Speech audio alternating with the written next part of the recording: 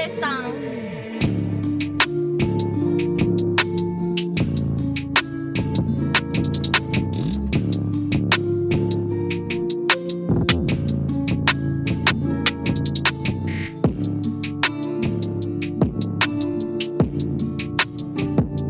I know it's behind. It's like a couple of seconds behind. Whoa. I'm fading in like a force ghost. Welcome to the Nerd Corner podcast. Yes. I'm your host, Isaac Flo, aka Juan Solo. I'm joined by Ghambit. You know what I mean? Jose Rogan. We're here. It's been a long time coming. The prodigal son returns. It's me. We've been trying to get back to this. I'm really excited about this because, you know, not only has a lot of dope movies been happening, but you know what I mean? Like it's like I always get people asking me when you're coming back to the pod. So glad to have you back. This is exciting. You know? Glad to have Ice back. Am I in the whole frame or does it cut off where the line is? You're in the whole frame, so watch. Oh yeah, I see it right there. Hi everyone. Go look at my comment in the chat, because I'm curious. I'm very, very curious. What is that? So what do you mean? You said in the chat you put who's your superhero hall pass? Let us know. So like the superhero you'd want to be with or like hook up with. Yeah. But it can't be like the obvious ones. Like, well, I mean, who's the obvious ones? Wonder Woman. Oh yeah, I'd probably do Rogue. I'd have to risk it all. That's nasty. That's gross. I'd have to risk it all and risk getting paralyzed. Now, are we talking comics version or X-Men 2000? Definitely comics version. Okay, yeah, because Anna Paquin does not do it. Nah. Yeah, you know what's crazy is there's this girl on Twitter and she's like a big nerd, like she's a comic book nerd, and she literally had her hair done like Rogue for like a year. Wow. And a couple years, and she just looked like. Matter of fact, let me show you. I'm gonna show you. Probably not show it's probably bad podcasting to show someone's Instagram. What I'm saying is bad podcasting to not show the camera, but you guys just don't deserve it. Is what he's saying. But here, boom. This girl. Oh dang. Look at it. But she's like a streamer girl. He's showing me naked pictures. No, I'm not. Yeah. No, look at so that's when she does her hair like that. Yeah. You know? So I'm like, yeah, Rogue does it for me. So well, who's yours? The lady that sings in Return of the Jedi.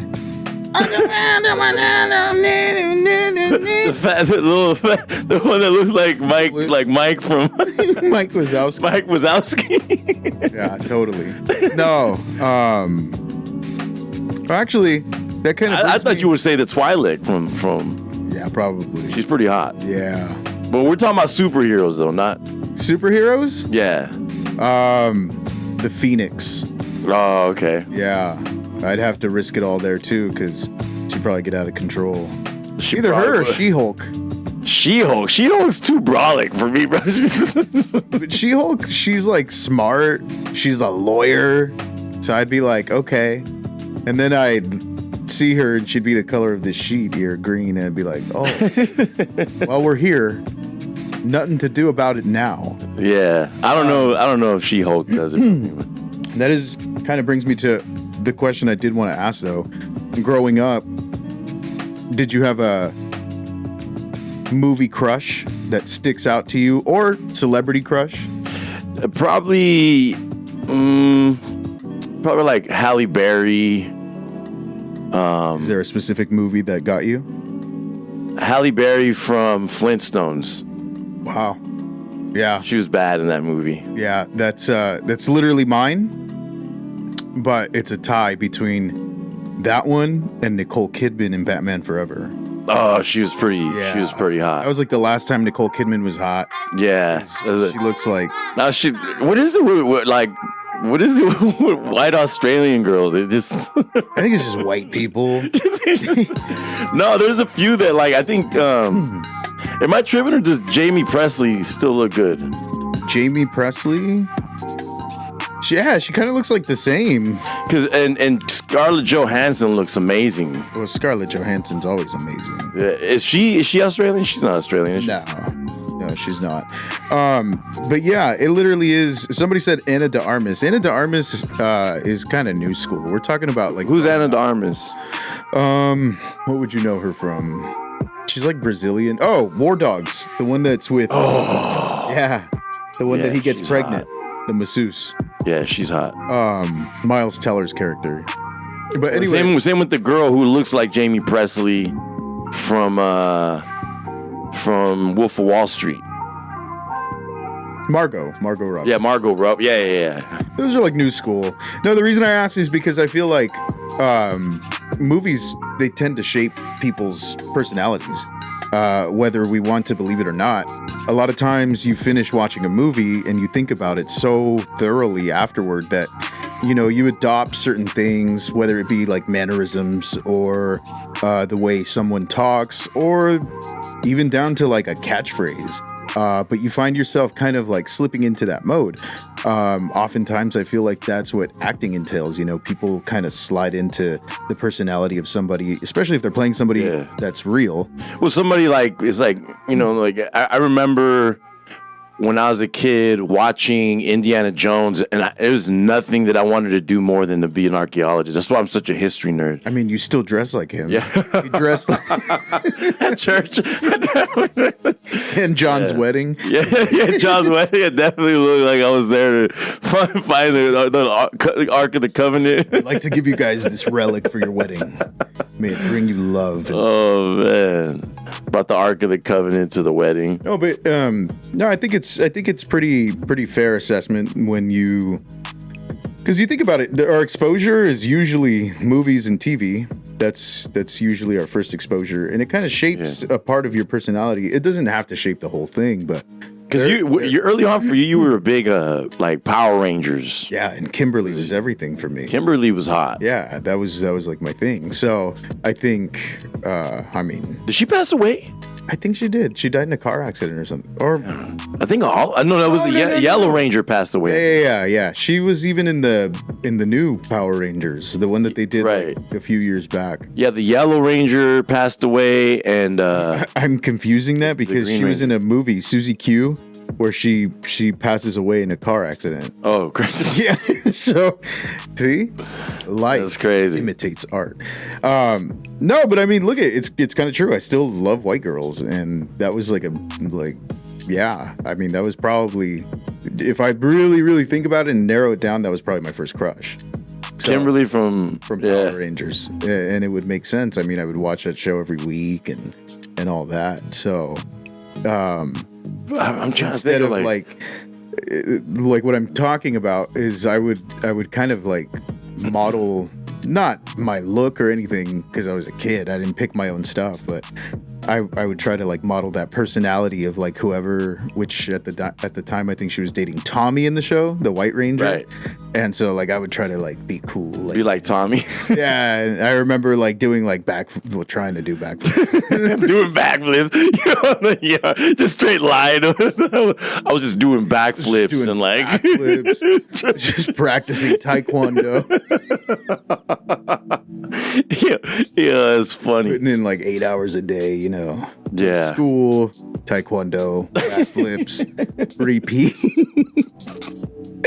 But no, I feel like those things do shape a lot of your adolescence. Dude, it was crazy. I was just watching this episode of No Jumper, and the Green Ranger who passed away recently, right from his suicide, I believe. He did. He passed away. So some like random rapper. There's these two rappers from LA, like these super gangster rappers from LA, that both were like fighting for the Green Ranger's like daughter. And one of them lived with the Green Ranger and like knew him. And he was like talking about it. He's like, man, he was such a nice guy and all that stuff. He was like big in MMA, like in right. MMA. He was. Yeah. He was. But it was just weird because it was like a random thing, like some random rapper called Snoopy Badass was like living with the Green Ranger and got his daughter pregnant. I guess they didn't have the baby or whatever, but it's just wild. Like you want to see who Snoopy Badass looks like? This is crazy, bro. I mean, how could I not want to see him? Snoopy Badass. Bro, look at this guy. This dude was hooking up with the Green Ranger's daughter. No. Yes, bro. Who is this dude? This is Snoopy Badass. Bro, this is freaking hilarious, bro. This is who the Green Ranger's daughter was with. Oh my goodness.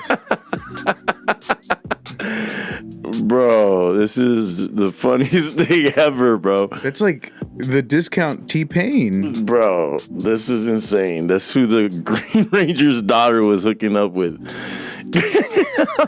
I mean, it's a life lesson. You become the Green Ranger. Oh, you're in the Lord. zeitgeist and culture, and that guy impregnates you. It's so insane.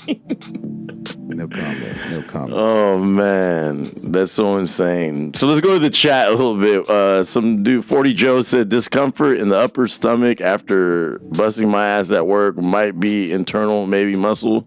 I don't know, bro. But I don't know why you asked. But I hope you get that figured out, brother. Sanov said Thunderbolts was trash. Not just kidding. It was a 6 or 7 out of 10. Oof, kind of a harsh criticism, I believe. Mm-hmm. Let me see. Star from The Lost Boys was a solid crush until I found that movie was filmed before I was even born. Somebody from that era was the girl from the Goonies. The girl from the Goonies who That you would be into? yeah, I remember like that was like somebody was like, oh, she's hot, and another one was like weird is like why did everybody like Molly Ringwald? That She's one's gross. Hideous, Gross. super gross. 40 Like Pretty in Pink doesn't even make sense to me because I'm like, gross. Pretty where? I mean, just in pink. Playing DBZ during recess. Snoopy Badass and Travis Ford. Yeah, Travis Ford was another dude who got watch. Look at this guy. This is crazy. Oh shoot, bro. Ford rapper.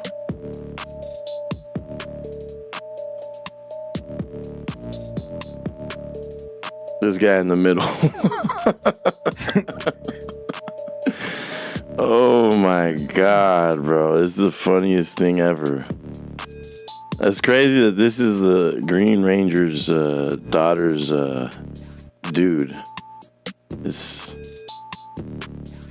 I mean, it's kind of crazier that the Green Ranger's daughter is like going for these super gangster thugged out guys.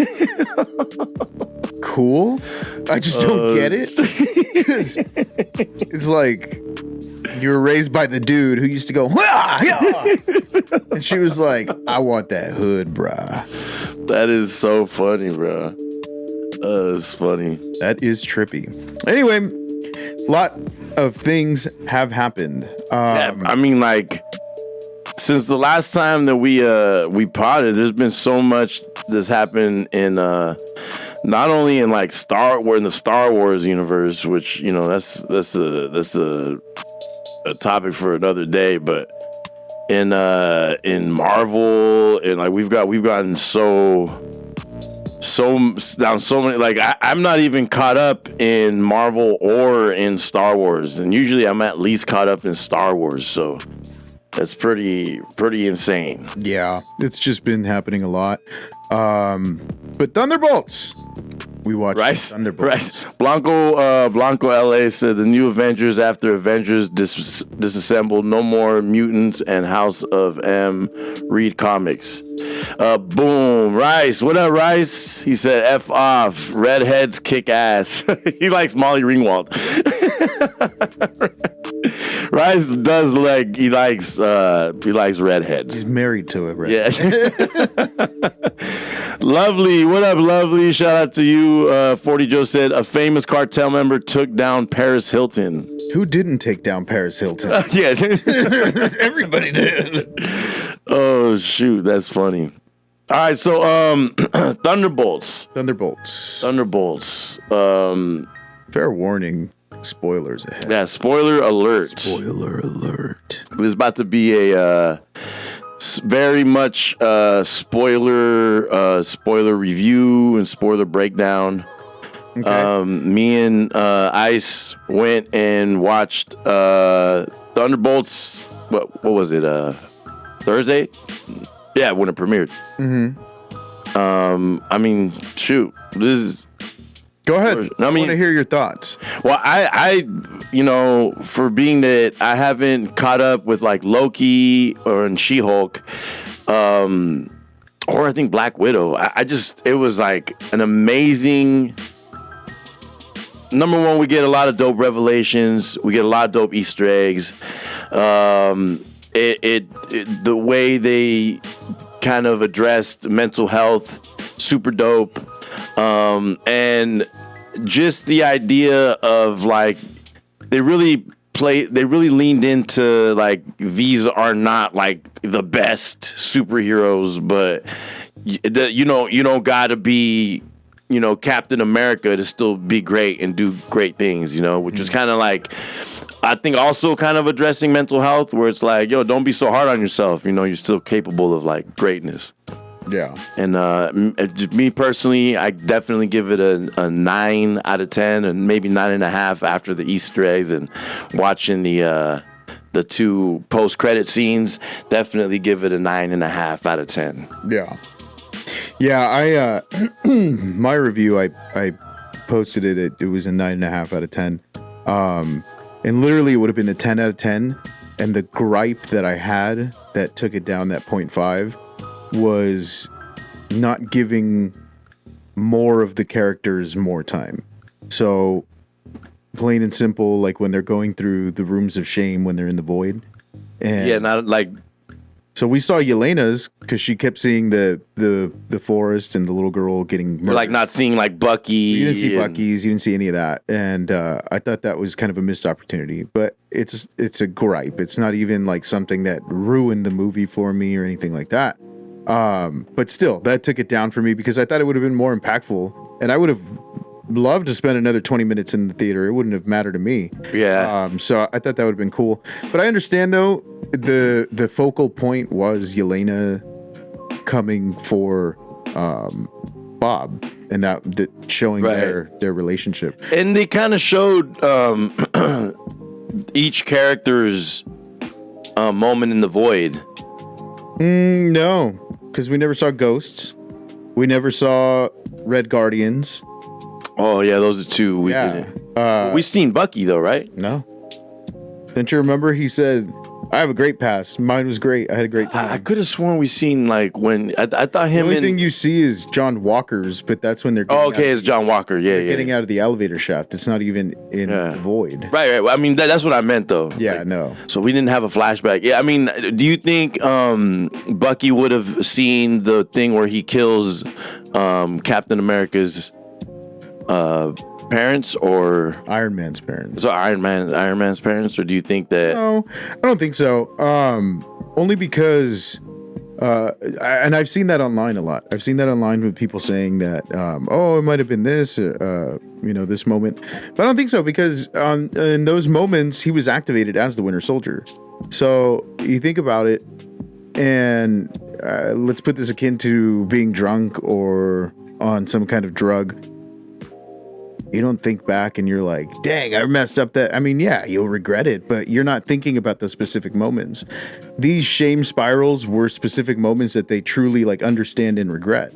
That's why she saw, herself getting drunk on the floor.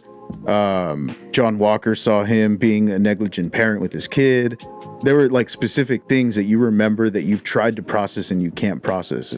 and it was basically just like a metaphor for us processing our past traumas. And I thought it would have been like super impactful if you had just seen, literally they could have just shot him in a room and just showed him like kind of pondering on the stuff and even like kind of second guessing, like, did I do that? What did I do? Like, that would have been cool. That would have been impactful. But I get it. They were focusing on Yelena and Bob, which is cool. But that did take it down for me. Okay. Otherwise, it would have been a 10 out of 10. The reason why is because the movie is just like, it's like beautifully written. And shot. The cinematography was insane. It's shot incredible. But the writing in it is so good and you can feel it. You can feel it with the editing because every scene breathes and every scene's pacing and like beat for beat for beat. It's so like right on, and it like really translates. So the dialogue is crisp, and then you have like that really like the editor like really understood the assignment because every scene just moves where it needs to move, and there's no wasted space. We don't like lose anything in transition. Everything just is coherent, and I think that's what I really like too, because seeing a lot of these Marvel projects, Star Wars projects, they feel like they've been reshot over and over and over again. Yeah. Like Captain America, that was like 4 different movies like put into one. And that really bothered me because I was like, okay, let me invest myself in this like buddy comedy. And then it switches over to, okay, let me invest myself in this like socio-political thriller. And then it moves over to, okay, let me invest myself in the leader being this like super genius. Okay, let me invest myself in President Ross. And I was like, dude, this is too many strings. And it wasn't coherent. Like those beats did not feel the way that Thunderbolts felt. And when you think about movies like No Way Home, which I love. Yeah, really fantastic. But even that movie does not have that kind of pacing because it does like jump all over the place. And they're trying to incorporate, these 3 big characters, which is Toby, Andrew, and Tom. But even then, they don't have that pacing. The pacing that the Thunderbolts had was just like spot on. And that's why, like at the end of it, you don't realize that you were sitting there for almost 2.5 hours. It feels like it's like 90 I didn't know. It didn't feel like 2.5 hours. And so you're like, whoa, what the heck? Like it feels like a cool like 90-minute movie, and it's not. It's 2.5 hours long, or like 2 and 20, something like that. But either way, like that has to do with the writing, the directing, and the editing all coming in unison, and it came together so perfectly. And I think that's like the product of having the same crew. When you do a bunch of reshoots, it just messes everything up because you have all these different hands in one pot. Do you mean having the same crew as like they've worked together on other films before, or no? Just having, you said that it was all A24, like but team. Just having them like together throughout the whole thing, from previs to shooting to post, just having everybody together and having it in that one tight knit group. We created this thing. Now we're putting it out there. Instead of saying like, here's what we made, now you try to add to it. Let me add to it. Let me add to it. And then you got notes from the studio with people saying like, oh no, you got to change that. Nothing felt changed here. Everything felt like somebody who really wanted to tell a story about mental health and past traumas, and they let them tell it. And through a superhero movie. And so like, that's why I'm like, that movie is fantastic. And honestly, one of the best things, if not the best, I shouldn't say best thing because I think Loki is the best thing that's come since Endgame, but that's probably the best movie they've put out since Endgame. And I'm sure a lot of people will disagree, and that's okay. You guys keep being your little Spider-Man fanboys. Yeah, well, I was gonna ask you next. Is like, so they're getting a lot of backlash because they were calling this like it was like woke because they addressed the it was like a mental health film, but I just don't. There's a difference when it seems. Stop using the word woke. You guys don't understand what that means. It just seems like when you could tell when they go out of their way and try extra hard to do something like that, like where just like it feels pretentious, right? Well, it just didn't serve a purpose. This didn't feel pretentious. It literally felt like right on beat. because you have a team of people who are basically has-beens, is what they are. Right. Which, like, they had their heyday, whatever. I mean, the Red Guardian says it himself. He's like, I only felt happy, like, when I was serving my country. He didn't care about, like, you know, actually being, like, a superhero or looking like that. He wanted a purpose. That's all he wanted. So it's literally, like, that would happen. You know what I mean? Like, you have all these people that... Just picture yourself in the Marvel universe, like you're just a guy in the Marvel universe. Wouldn't you feel like just the most worthless piece of crap ever? Because you're like, oh, these people can fly. That dude can lift cars. What am I doing with my life? Like, I would feel really, like, inadequate. And so you think about it, that's going to happen even within their ranks. Like, there's going to, I mean, come on, you're not going to tell me Hawkeye doesn't feel some type of way. All he does is shoot arrows. Like, yeah, or what's his name? The new Captain. That guy, too. Yeah, he doesn't even have the super serum. That was, like, another thing, too. Like, it was, this movie was the Thunderbolts' movie. It did not become, like, a movie about Valentina. It did not become a movie about the U.S. government, and all those things were coming into play, and it still didn't become their movie. It was still the Thunderbolts' movie. And I didn't even know that Sentry was like a new character introduced in the last 20 years. Yeah. That's super dope. And the way that they brought him in was to rewrite reality in the comic, saying that he's been there since the beginning. So in his comic, he rewrites the reality to say, like, I've been here. And it, like, takes him back to the times of Jack Kirby and Stan Lee. So it's kind of cool. But that's where the whole memory loss thing came in to play in the movie. He don't even remember. Yeah, so it was cool. I like that. I like that they did that. It was really fun. I was skeptical about it, only because I was talking to my friend Justin about it. And that guy, Justin, shout out Justin. He's a comic encyclopedia. You tell that guy, like, oh, when did this happen? And he'll tell you the issue. He'll tell you all of it. So I was talking to him, and he was like, yeah, man, Sentry's kind of like a bizarre character. And I've only, read a couple things with him prior to this. So I was like, yeah, I'm not sure how they're going to do him, because he's kind of like a crybaby. But he told me, he's like, when you think about it, he is an unintentional boogeyman. And that, like, made me so excited before I watched the movie, because I was like, man, that sounds so cool. Like, what if you were the kukui and you didn't know? You didn't even know. You know what I mean? Like, that's cool. So that really got me excited. And then the way that they did it and executed it, it was perfect. He reminds me kind of like of Homelander, but like if Homelander didn't know that he was, right. Like, and that's essentially what it is. And I know they drew those parallels too, because I was watching this whole thing on, like, his costume, and the fabric they used is the same one they used. Yeah, I seen on a New Rockstar. Yeah, talking about. So that. I was like tripping out on that, but yeah, no, like a lot of the parallels that they drew. I mean, within the first 5 minutes of Sentry, it was already a better Superman than.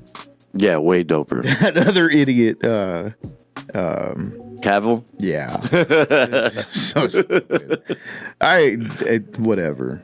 I'm sure somebody's gonna get upset. Even if it is it's like it was like a hey guys, please smash that like button. Please hit the like if you're in here, so that way we can get in the algorithm. Please, new show, so we want to get in the algorithm.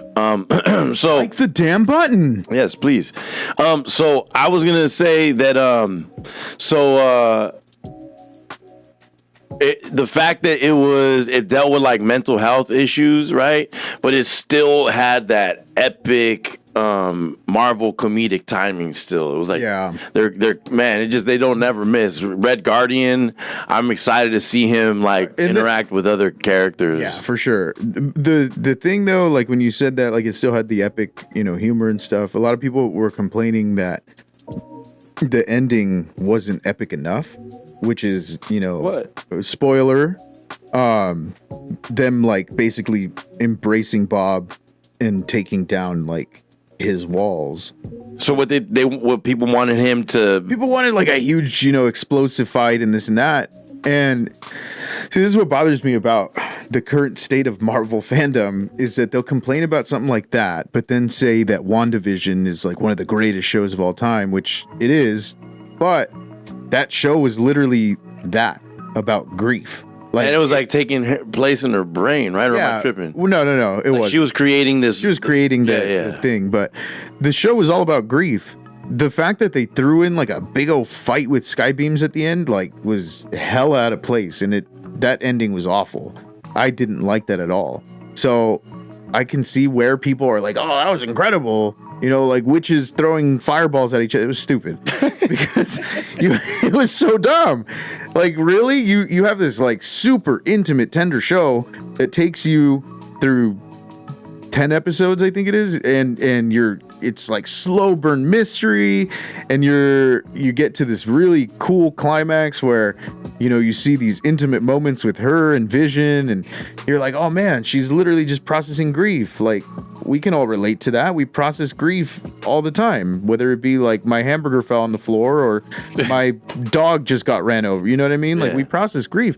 And so seeing that play out in a Marvel show as big as WandaVision, I was like, that's super cool. Like, they're able to relate to people, but also humanize these characters. I love when they humanize these characters. And I'm not saying like don't do what's in the comics, but when you humanize the character, then you can connect more with it. When you read these comics, that's how I know the difference between someone who's read them and who hasn't. Because a lot of times in these comics, they're crazy over the top. Like, nothing in live action has come close to it. But you find the humanity in what they're saying. Like, those splash pages of comics, if you look at them long enough, you'll find humanity in each character. And like, I think Logan is like a perfect example of it. That like, one's ridiculously, like, they bring him down like crazy, and they make him do the most absurd things in the comics. No, but in the comics, he has a lot of like really That's human what I'm saying. moments. Like, they give him the most human moments, but he does like the most outrageous things. Yeah. And like, so that's why it pisses me off when people are like, "Oh, why'd they do that? Like, it's a hug." I'm like, yeah, it is a hug, because the whole story is about trauma. Like, understand that. Why would they like beat up Bob and then be like, no, don't be sad, Bob? Like, just beat the crap out of you, but don't be sad. You know what I mean? It makes sense. And the fact that it's like, no, you can't give in to your, it's just like Star Wars, you can't just give in to your anger. Right.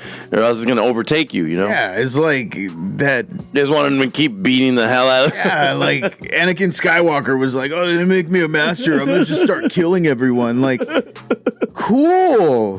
That's such a healthy response. Jackass. It's so weird. Like, I don't know. It's bizarre. Like, when people, they want it to go the opposite way. And I think that's why too, like, it always makes me laugh when people like post, they post like the quotes, and it'll be like something the Joker didn't say, but it'll be like a picture of like the Joker. You know what I'm talking about? Like, yeah. Where it'll be like, money over women or something stupid like that. But you're talking about like where people make a meme out of like it'll be like Joker's picture. And yeah, but like, it's supposed to be like a badass quote. Yeah. But that drives me crazy because they completely misunderstand. Like, they'll be like, "Oh, that's my favorite comic character." I'm like, "Why?" The Joker is like a murderer. Like, and he's a narcissist and like psychopath. For no reason, he kills for like literally no reason. For no reason. He just like, that's just him. Like, that's it. And people are like, "That's my favorite." I'm like, literally for no reason, or romanticizing Harley Quinn and Joker. It's like, that's weird. Hella weird. That is weird. Hella weird. And then you guys wonder why you have 4 baby daddies. Yeah, y'all are sick. No, but like, those kinds of things are, when people say like, those are my favorite characters, not only is it like a red flag, but you're completely missing like the point of those stories. The point of those stories is to exemplify what can happen if you let that darkness in. And that's what I loved about the End of Thunderbolts, is that they're telling him, stop fighting. A group of people who do nothing but fight. They're all mercenaries. They're all hired, hitmen. And that's the only life they know. Like, she says it perfectly when she's like, I'm so sick and tired. I go to work, I come home and I drink and I think about all the bad things I do. And so with that group of people, taking it the other way, not attacking and saying like, no, we got to stop. We got to calm down. You know, they go and they embrace him, they hold him back, and they're like, bro, we're here for you. You know, that is so out of character for them. And that's what made me love it, is because you wouldn't expect that. You would expect them to be like, let's fight, let's punch this out. Let's beat the hell out of this shadow guy. And that's not what happens. They go the other way and they're like, let's turn a new leaf, because that's literally all it is them trying to like rebuild who they are. And so when that happened, I was like, that's fantastic. And that like sealed it for me. I was like, this movie is incredible. It was so good. Like, I love that they did that. I also like the fact they didn't overly use CGI. There was a lot of practical graphics, down to like the little effects of when they were turning people into shadows. Even the way that they shot it was practical. You know, yeah, they used an effect, but the effect was, he said, only a frame and a half to make the effect happen. But it had to be shot at a certain angle, or else it didn't look right. Right. And the way that, I don't know, I just think, you know, I mean, like, obviously, like, Endgame and all these movies are great and crazy CGI and stuff, but it is dope to see them not use CGI so much in order to tell a story. And you could tell, too, that they shot at, like, actual locations. That's what I like, too. They didn't use the medium or whatever, what do you call that? Yeah, what is it called? Volume, I think? Or Volume, yeah. It's so weird, because it looks cool, but when you pay too much attention to like the backgrounds and stuff, you're like, I see it. I see the fakeness, and you feel it. And you see, like, you could tell a lot of times in Mandalorian where the screen starts and the... Yeah, and then that's another thing I don't like. It's like if you poured dirt on this table, you would see that it's an even layer of dirt. You know what I mean? Yeah, and so depth. Like they're in the desert supposedly, and then it's just like all straight. Like the ground is just perfectly leveled. I'm like, you're in a studio. I get it. Like that really took me out of the story. And The Mandalorian was the worst with that, especially when they did Book of Boba Fett, when they did those the group of that little gang on the motorcycle. Oh my god, that was terrible. Mm-hmm. I was like, what? For a minute, I was like, what universe is this? It's so stupid. Is this Tron? See, look at those are the kinds of things that took me out. Like there's parts in The Mandalorian too, like when Lizzo and Jack Black showed up, I was like, what is this? Yeah, that was kind of weird. She was like, I knight you. I was like, shut up. I punch you in your fat face. I already hate you, Lizzo. I don't need you ruining my cinematic universe. Just go eat some wings or something. Get out of here. No, but I like those kinds of things. They took me out. There was nothing in this movie, The Thunderbolts, that took me out, because everything was done so practically and it felt like lived in. It felt like when you go into his apartment, I'm sure that was a studio set. I don't think that was an actual apartment, but the way that they like conveyed it, the way that the lighting, it looks like so dreary, and it makes me believe like they're in somebody's apartment and it's like dingy, like, and that really just like those details, they add so much. Even like seeing Bob and just like the medical gowns and stuff, you immediately feel bad for him, because when you see somebody in like a medical gown, you're like, oh dang, what happened? Like, are they okay? So those kinds of choices, like they nailed it. They nailed all those choices.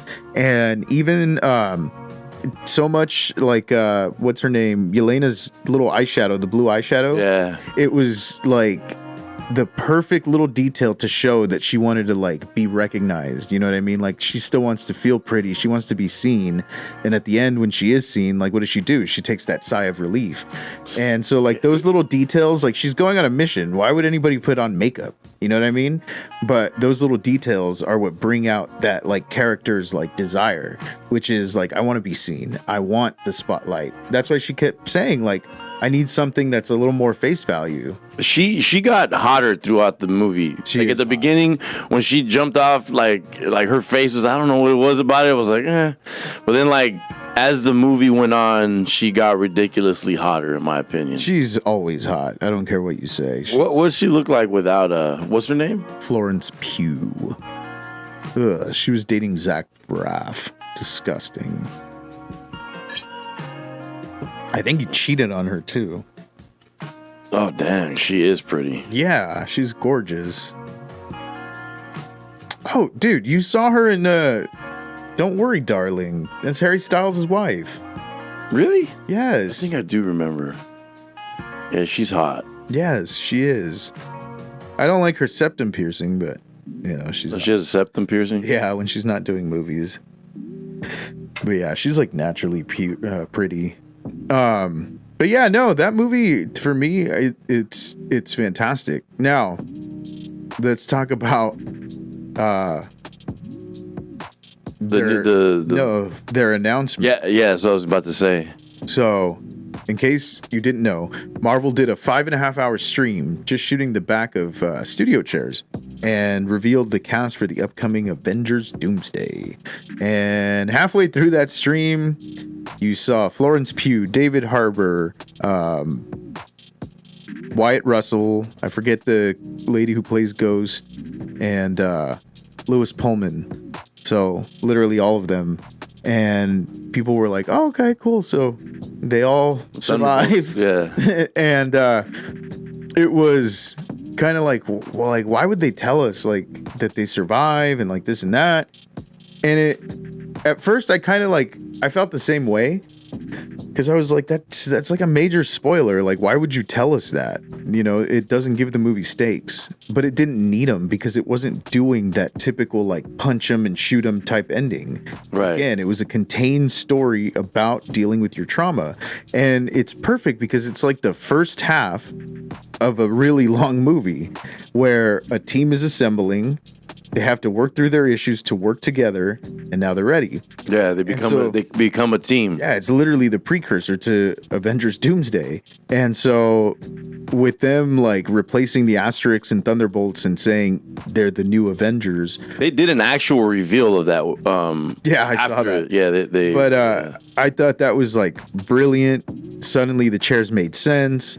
Suddenly what Kevin Feige said before the movie came out, he's like, it's going to be the Thunderbolts with the X-Men fighting Doomsday. And I was like, why the Thunderbolts? But it makes sense now.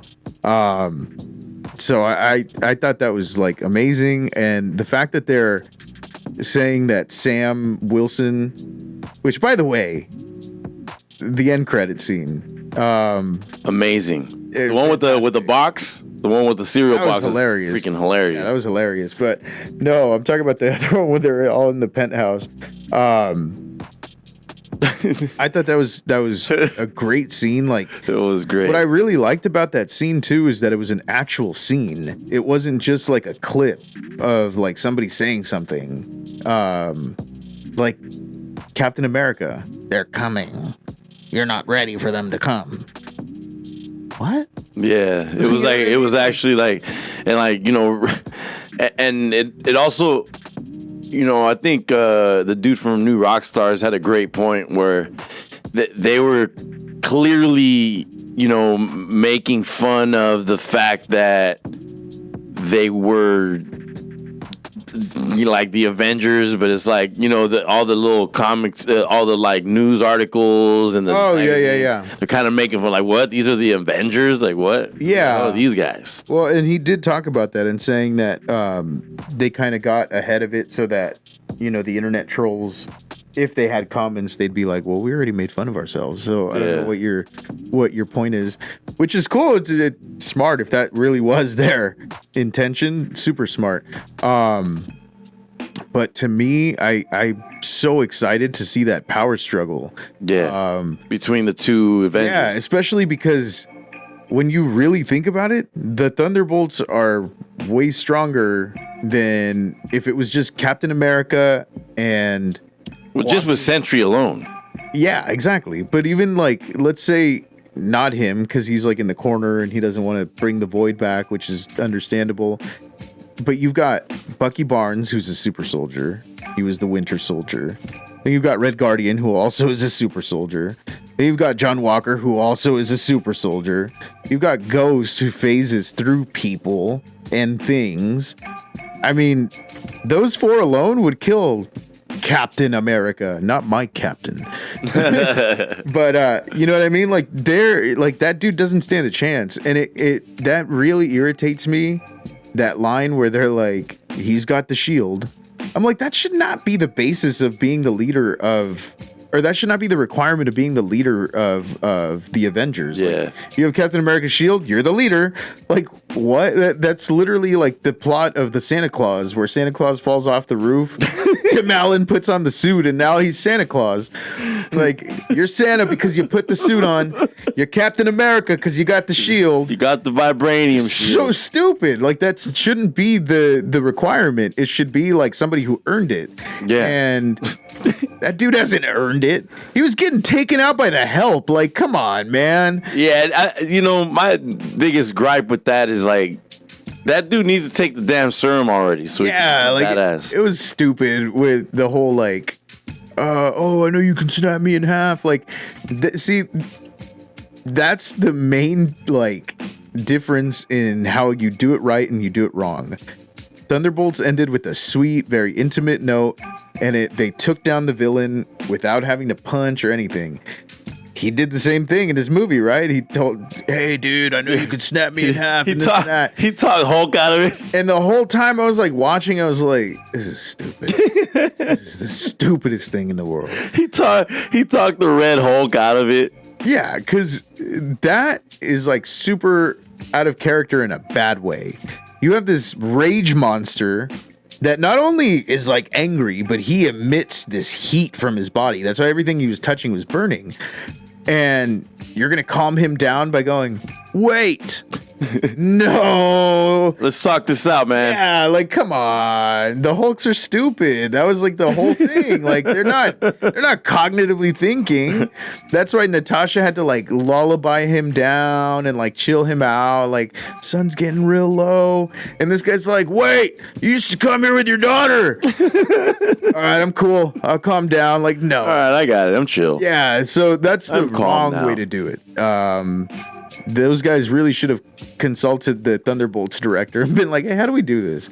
Because it was awful. But yeah, so I am very excited for that, though. I'm very excited for the power struggle. And I genuinely hope that like somebody says like they bring that up. Because if they don't mention like, oh, you have a shield, so you're the leader, like that's a really stupid thought and a really stupid way to run a team. Especially because the other dudes, the other old Captain America, the dude who was Captain America for like a day. John Walker? Yeah, John Walker. Like, he's literally stronger and... Yeah, but even him, he's not a leader. You know what I mean? Like, they need to appoint somebody who's like a leader. Which, to be honest, if I had my choice, like, let's just say they were like, who do you think should be the leader of the Avengers right now? My choice would probably be Doctor Strange. Yeah, just because he has like a knowledge of the cosmos. He has like he's the dude. Him and Spider-Man opened up the multiverse. Yeah, and also like he's a very like, I have to get this done because it needs to be done. You know what I mean? And not like, all right, what should we do, guys? Like, you know what I mean? Yeah, like he's like, I need to make that decision. This is what's gonna happen. Not everybody's going to like it, but that's literally what a leader has to do sometimes. Make hard decisions. Exactly. So, to me, in this current lineup, it would be him. He would be the one. Is he... Does this ever get addressed in the comics? Who becomes the leader? Yeah. Bucky becomes Captain America for a little bit, but then Sam Wilson is Captain America. And he does. He, like, leads the team, which is dumb. I mean, it's cool because he's like human, but I want that. I want that. And I need him to take the serum, though. Does he ever take the serum? I don't know. In the comics? I don't know. I don't think he does, but I could be wrong. Tell us in the chat if he does. But I just want that to be addressed, and I want that to be like a focal point of that power struggle. Like, well, why do you deserve it?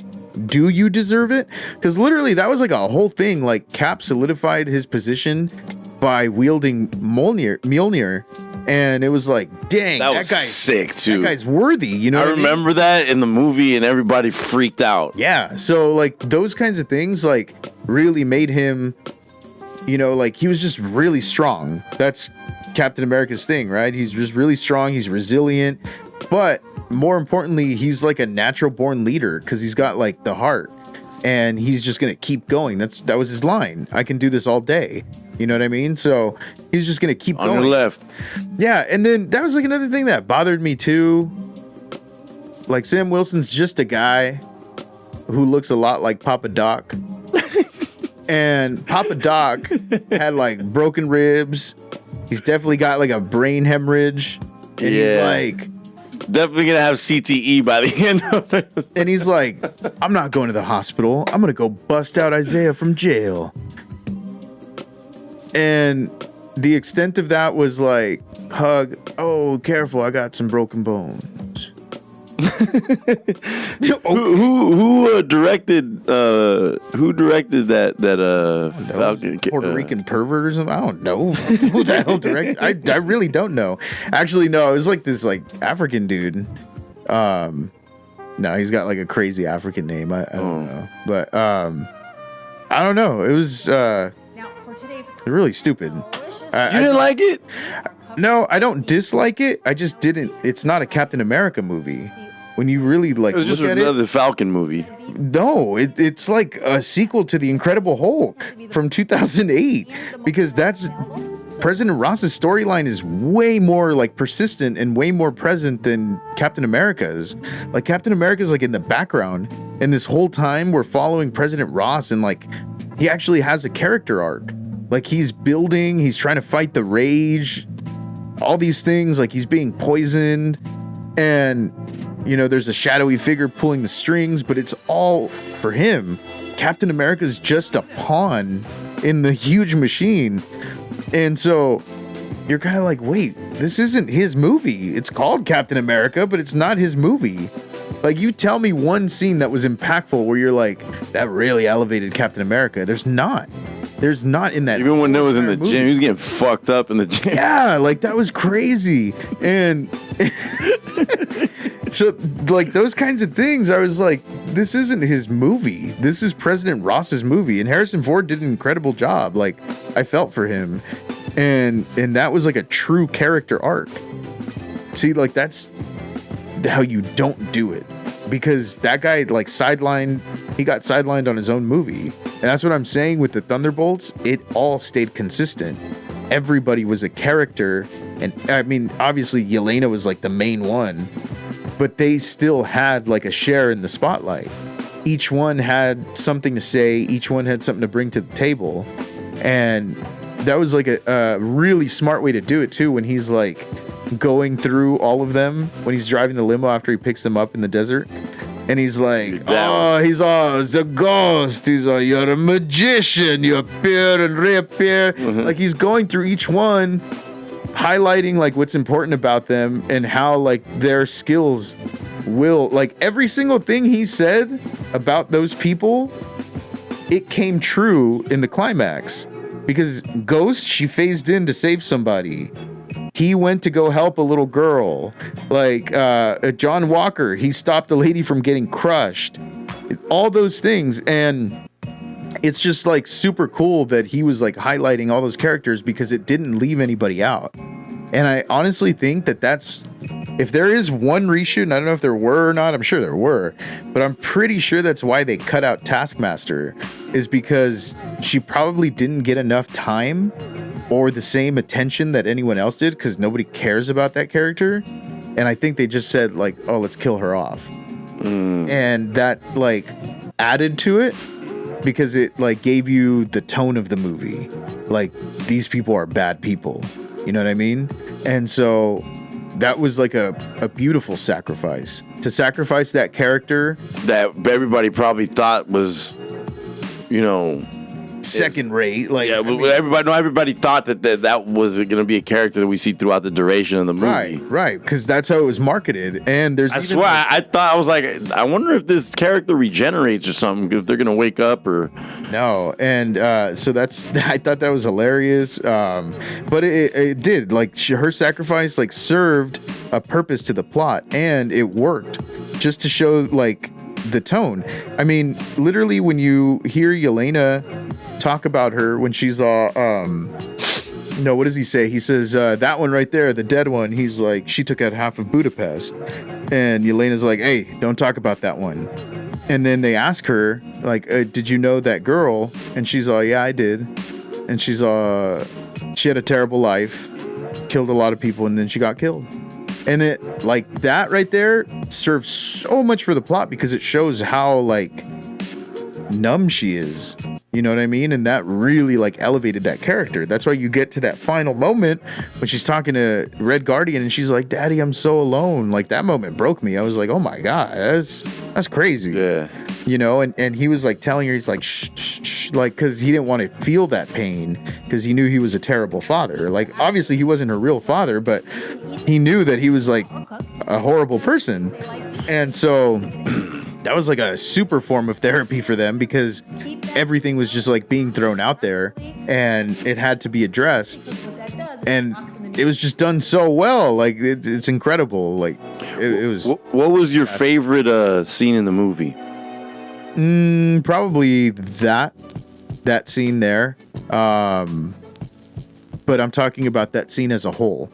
So after they get, you know, their butts handed to them by Sentry, and then they're all like downstairs trying to regroup, when they have like a total fallout and she's just like bam, bam, like insult.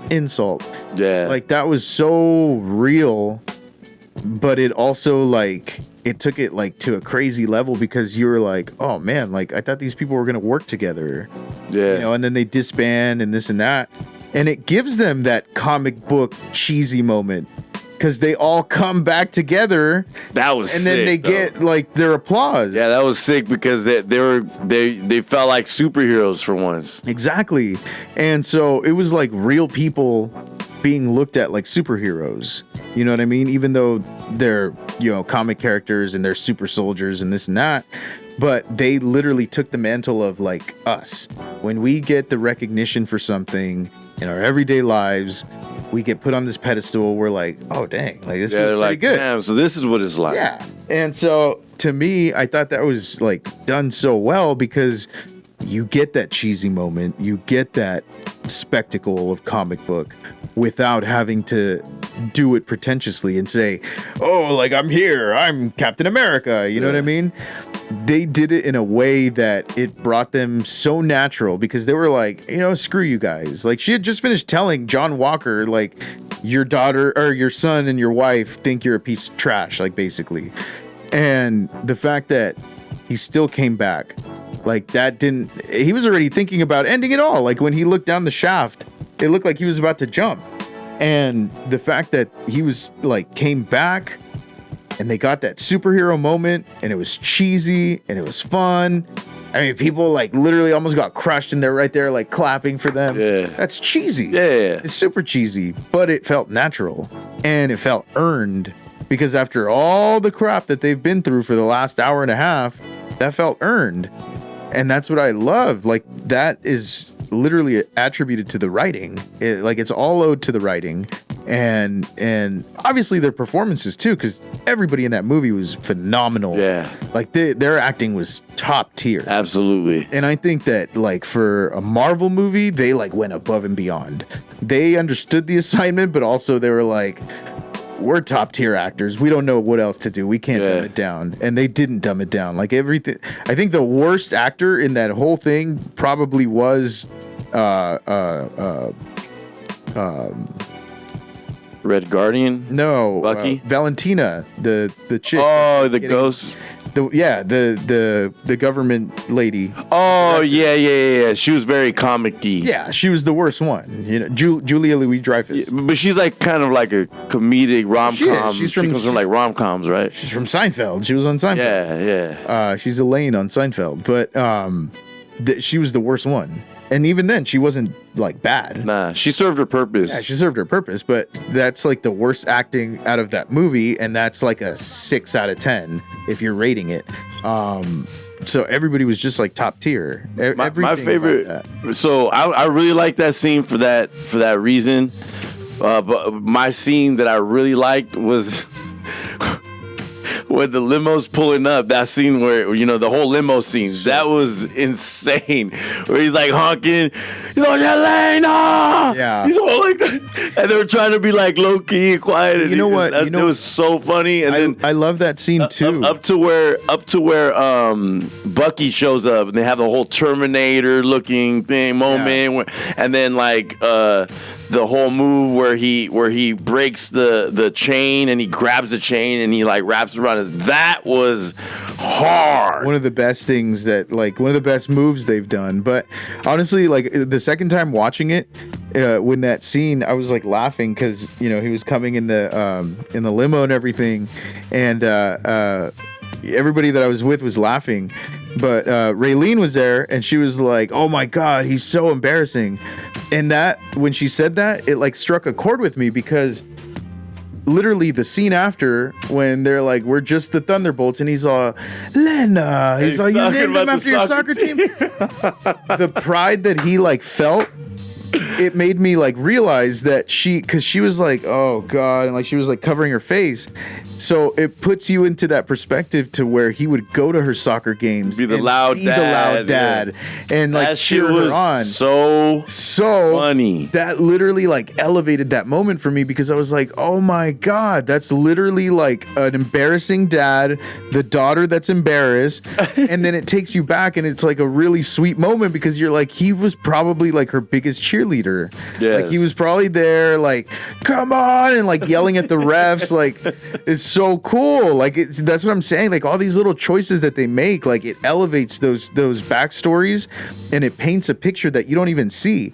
And honestly, maybe that's why they didn't show us flashbacks, because we didn't really need to see them. Like you get like this painted picture of all these people, and it works so well.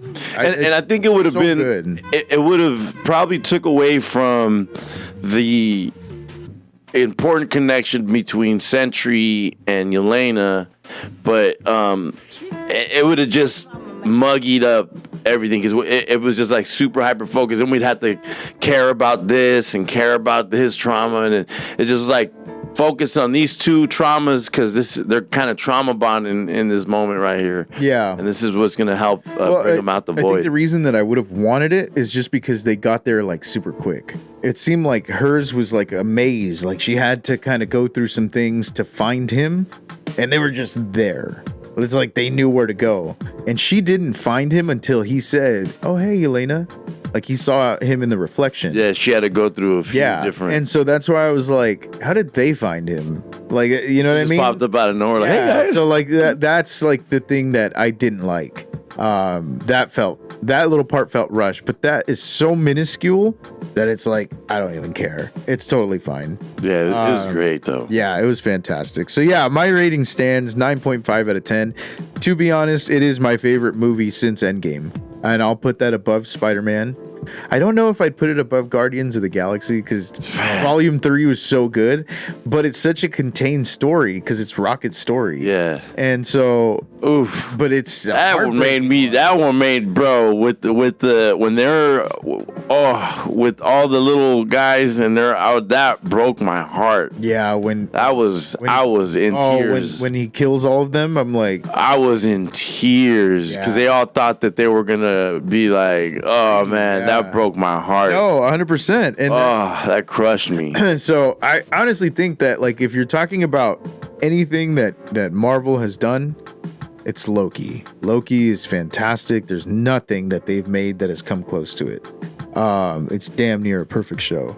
If you're talking about movies, I say it's tied with Guardians of the Galaxy Volume 3. Okay. Yeah, because those two are fantastic.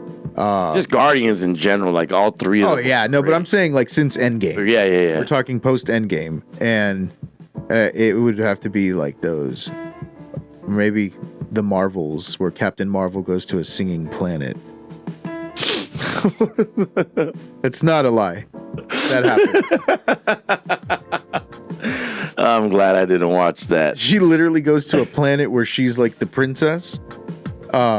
This is real. It was like a musical or something?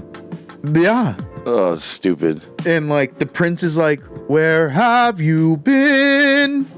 And she's like, around the galaxy. No way, bro. It's so stupid. It's because it's like a planet where they supposedly communicate through song, but it's just done so poorly. That's super terrible. It's awful. Sounds awful. It's awful. Let's go to the chat real quick. Rice said, I didn't think it was woke. I haven't even seen anyone describe it that way. Sam sucks his cap. Fell asleep halfway through that movie. Yikes. What's good? The good news in the building, man. What's good, brother? He said, let's go. Did you clap at the end of the movie, though? Always. I think I clapped at the end of the movie, and I clapped at the end of both of the post-credit scenes. I clapped right when they revealed the title, because I'd been following that, like, what is the asterisk for? And then I kind of got like, I forgot about it. So going into it, I didn't really think about it until like right before I saw a clip and somebody was like, oh, it was them. They were like on Jimmy Kimmel, and he asked them like, do we find out what the asterisk is? And they're like, yeah. And then that was like it. And they're like, it's at the end. I was like, oh, okay. So they're going to like say the Marvel's Thunderbolts or something stupid, I thought. So the reveal of New Avengers, I was like, oh my God, that makes it feel like a comic book movie. Like, yeah. It felt really comic booky. So that's why I was like, it's fantastic. Like, it gave me everything I wanted. I was thinking it was going to be, I was thinking it was just an asterisk because, you know, like when, for example, when the Lakers won inside the bubble, the year that there was COVID and they won the championship inside the bubble, they have an asterisk next, you know, so when something is jaded or tainted, you know, you get an asterisk next to your championship or whatever. And so that's what I thought. Oh, these guys are a bunch of, you know, anti-heroes, essentially, semi-villains, and so they get asterisks next to their name. That's what I thought it was. I didn't know it was like because they were going to replace it with a whole nother. That's super cool, though. Like, it's awesome. And then, like, they've been doing that all over LA, putting up the new posters. And then one of the billboards I saw in downtown LA, it actually had a tearaway thing. So the New Avengers title was always behind it.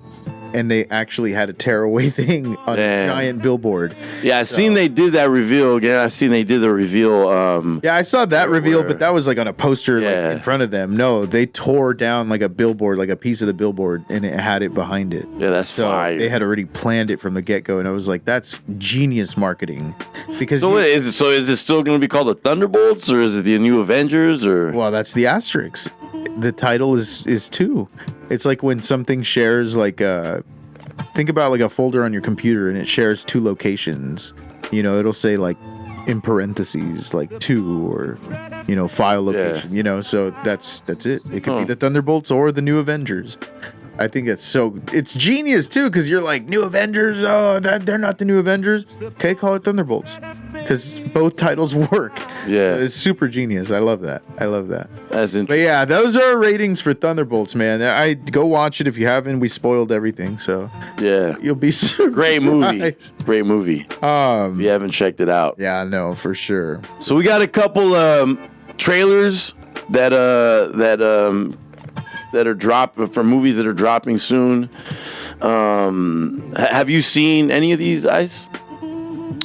I watched a piece of this on TikTok, and I don't like that they do it in like the portrait mode, so I stopped watching it. Oh yeah. But all I know is that Dave Franco and his real life wife Allison Brie. So he's got that's his wife. That's they're really married in real life. All right, so here, let me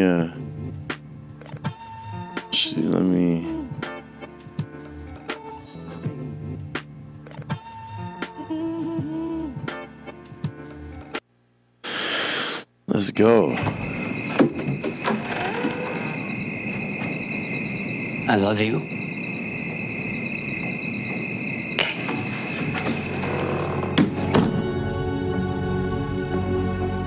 What's going on? I don't know. Since the move, Tim and I haven't been on the same page. Please, do you love each other? Maybe we're just complacent. You got a crazy mullet on. Well, you know, complacency can. Isaac, I look like a mix of Liam Neeson and Pedro Pascal. Oh, What the hell?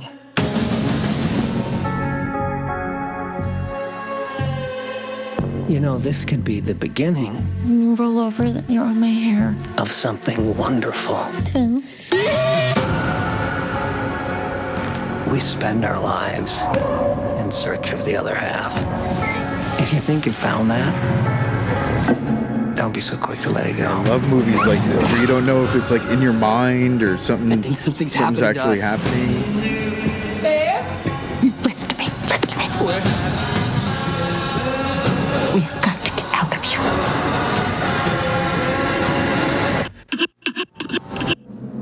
Now.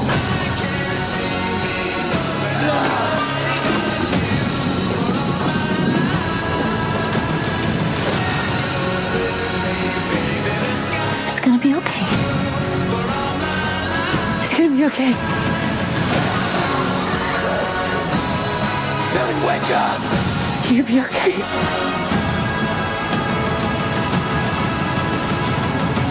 Hell no. What the? Whiskey for the pain.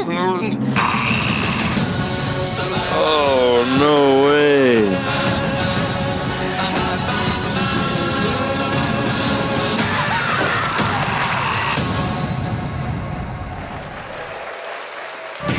Yeah. Nice. Yeah. That looks That looks insane. freakishly terrifying. that looks insane. Yeah. Yeah, what do you think of that? That's pretty fire. Yeah, I Like, can't wait. freakishly terrifying. That's the best word to describe that. All right, so this is A Long Walk. I haven't seen Cooper Hoffman. anything on this. It's a Stephen King written story, I believe. Oh, okay, so it's based off a book or just written by Stephen I King? don't know, to be honest. I just saw something about Stephen King. So I'm Ray Garrity. You can call me Ray. Prima Breeze. Hank Olson's the name. Walking's my game. I ain't many that are built like me. I'm the last of my kind. The Shabuzi. We did the very first long walk years ago to inspire everyday people. Smile, boys. You're on candid camera. Man, you gotta not think about the things out of your control. Think about your plan. Personally, I can't stop thinking about all that money. You'll never find another. is this like a futuristic thing? I'm the last of my kind. Okay, just keep walking. That's right. Just keep walking. Yeah, that's it, kid. That's it. Second warning. Third warning. Oh, What the hell? It takes heavy sack to sign up for this contest. I'm not going to go through the whole rule book, but it boils down to this. If you fall below the speed of 3 miles per hour, you get your ticket. Walk until there's only one of you left. Who's ready to win? Is that Mark Hamill? Yeah, it took me a while to realize. kind of looked like him. This is walk or die. You'll walk as long as you can, Oh, it is him. but sometimes the body won't listen. For some, your heart will stop. For others, your brain. And the blood will flow suddenly.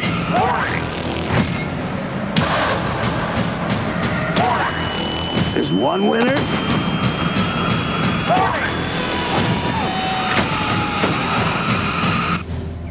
And no finish line. Damn.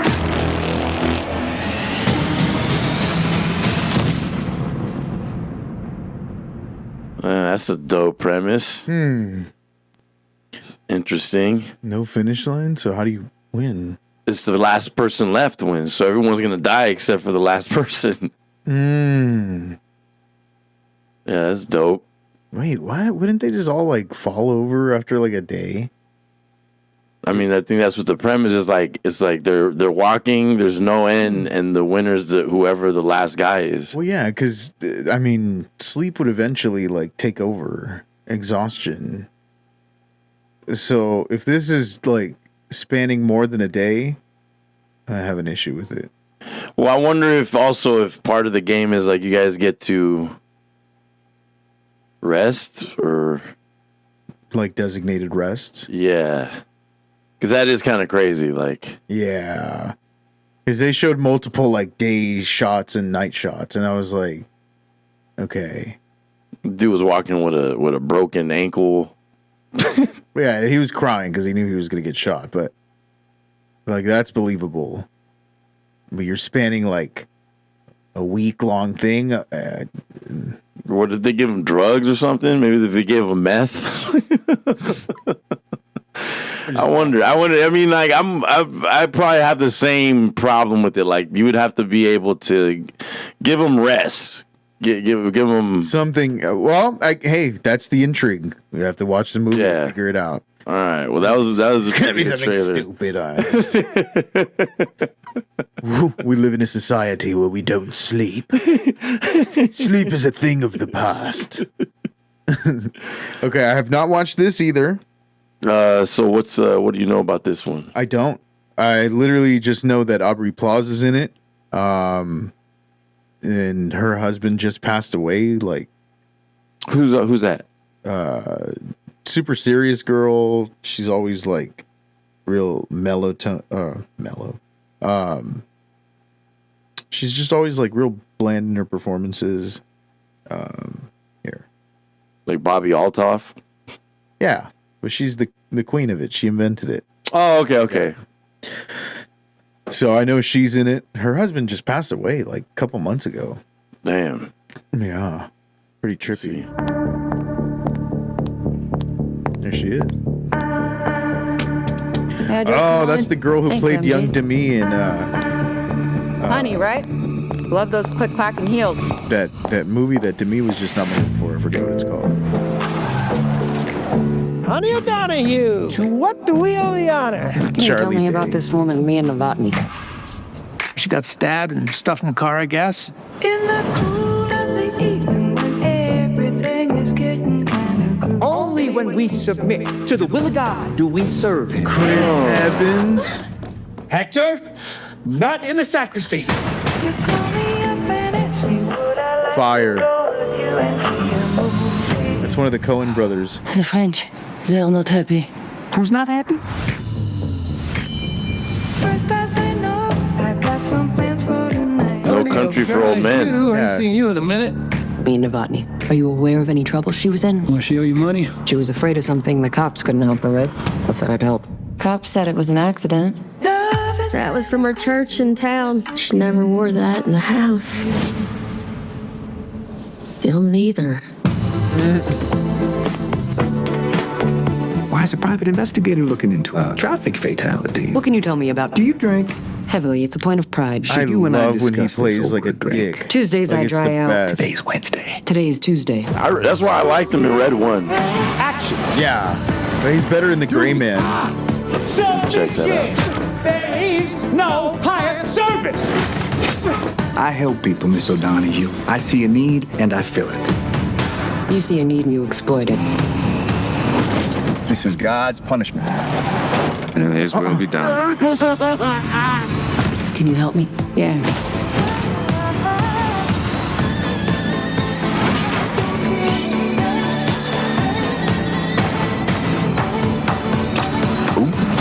You're fascinating. And you haven't even seen the riddle tattooed on my ass. Love is kind of crazy with a spooky little boy like you. Sick. So this is like about a cult or something? It seems like it, but like trying Christian to sex cult? trying to solve a murder at the same time. The vibes are super like Big Lebowski, weird, like violent undertones. Like like Pulp Fiction-esque. Mm-hmm. That's And then fire. Coen Brothers. I mean, they're fantastic. What else did they do? Big Lebowski, Fargo, No Country for Old Men. No Country for Old Men is amazing. Oh Brother, Where Art Thou? Oh, so all those, yeah, great movies. Yeah, so fantastic. I'm looking forward to that actually. Yeah, that looked great. So this is Highest to Lowest. This is Denzel, right? Yeah, Spike Lee. He's directing. He's back. Ooh. So let's see what this is about. There's more to life than just making money. It's integrity. That's what you stand for. It's what you actually believe in. Hey, back! Do you believe in yourself? Revenge! Do you believe you'll be successful? Get the back! And the hard times will come from the good times. The hard times will come from the success. The hard times will come from the money, and the mayhem follows. So can you handle the mayhem? Can you handle the money? Can you handle the success? Can you handle the failure? Can you handle the love? Can you handle the memes? Can you handle everything that there is in between? That's the question I have for you. Got to get ready! Can you handle it? What a big payback. All money ain't good money. Damn, and they build ASAP. Yeah. So he's got a prominent role. That's pretty cool. I know. Actually, I just saw something where he was commenting on how he auditioned for I believe it was for T'Challa in Black Panther. Really? Yeah, and he's like for like a new one or the original? No, the original. Either that or it was Sinners. I can't remember. It was a movie. It might have been Sinners. Anyway, he's like, yeah, my audition was trash. He's like whoever got it, he's like, they were way better than me. So he took some acting classes or something? Yeah, I guess. I don't know. But I thought it was pretty cool because like you don't ever think of like ASAP as an actor. So I thought that was pretty sweet. Yeah, that looked good. I do hope we see him in more stuff though. That's really cool. Yeah, that looked like a ridiculously good movie. It looks like classic Spike Lee. Yeah, but also like a villainous Denzel, which I love. Yeah, haven't seen that in a long time, so pretty excited about that. Yeah, which one out of all those do you think you're more excited about? Together. I think the Chris Evans one's probably the one. I'm just super into like horror right now. Just because I love seeing like the new things that you can do. So, you know, you can do stuff like Terrifier and people like it's just gory for no reason and it's stupid. But when you can craft something that like sticks with you and you're like, whoa, like that tripped me out. And I think that like reaches like a new level of like